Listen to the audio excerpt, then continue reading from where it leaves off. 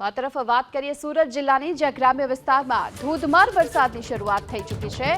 ઓલપાડ માંગરોળ વિસ્તારમાં મેઘરાજાનું આગમન જોવા મળ્યું।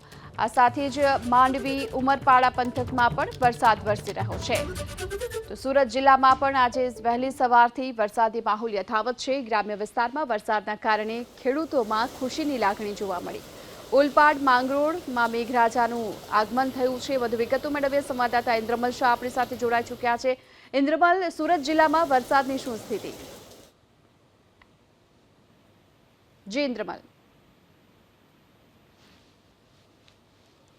તો તેમની સાથે સંપર્ક કરવાની કોશિશ કરીશું, પરંતુ હાલ સુરત જિલ્લામાં વરસાદી માહોલ યથાવત છે। ચોમાસું જ્યારે હાલ સતત સક્રિય થતું જોવા મળી રહ્યું છે। દક્ષિણ જિલ્લાથી શરૂઆત થઈ છે અને અત્યારે દક્ષિણ જિલ્લામાં પણ મોટા ભાગના વિસ્તારોમાં વરસાદની શરૂઆત થઈ ચૂકી છે। સુરત જિલ્લાની શું સ્થિતિ છે જાણીએ અમારા સંવાદદાતા ઇન્દ્રમલ શાહ આપણી સાથે જોડાઈ ચૂક્યા છે। ઇન્દ્રમલ, શું અપડેટ? બિલકુલ, વહેલી સવારથી જ આજે જાણે સુરત જિલ્લાની અંદર ચોમાસું બેઠું હોય અને વરસાદનું આગમન વ્યવસ્થિત રીતે થયો હોય તેવો હાલ માહોલ છે। વહેલી સવારથી જ જિલ્લાના તમામ તાલુકાઓમાં ધીમી ધારે અને મધ્યમ ધારે વરસાદ વરસી રહ્યો છે। ખાસ કરીને ઓલપાડ અને માંગરોળ તાલુકામાં વહેલી સવારથી જ છે તે વરસાદ વરસી રહ્યો છે।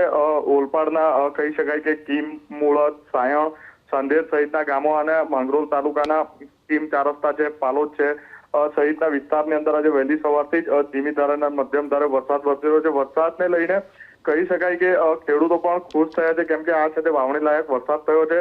હવે લોકો ખેડૂતો છે તે વાવણીમાં જોતરાશે અને વાતાવરણમાં પણ ઠંડક પ્રસરી ગઈ છે। જી, આભાર આપનો આ સમગ્ર માહિતી બદલ। તો હાલ સુરત જિલ્લાના ગ્રામ્ય વિસ્તારોમાં પણ અત્યારે વરસાદી માહોલ યથાવત છે।